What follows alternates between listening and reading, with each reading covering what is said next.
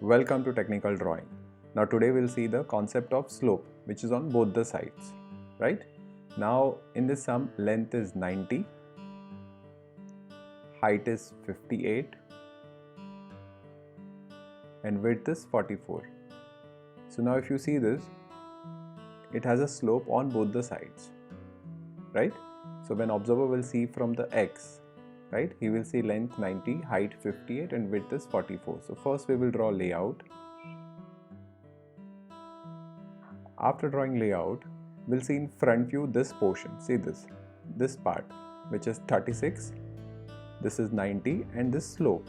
If you see this slope will be equal on both the sides, right? So what I will do, I will take midpoint and I will take 18, 18 because it is 36. So I will take 18, 18 on both the sides and I will join this slope directly. So this is how you have to draw slope. Always remember, whenever it is not given, we will take it same on both the sides. So that's why I have taken equal on both the sides. We can do dimensioning.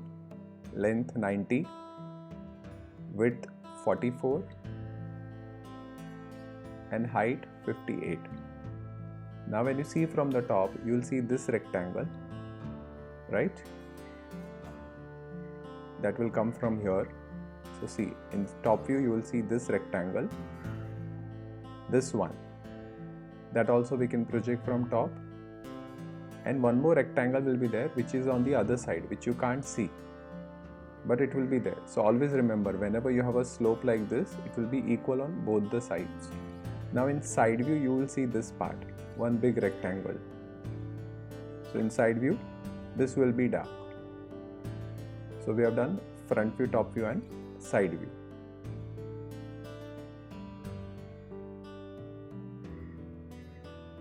Now there is one more concept. One is you take 36, so take 18, 18 on both the sides and draw the slope. Or what you can do, 90 minus 36 would be how much? 54.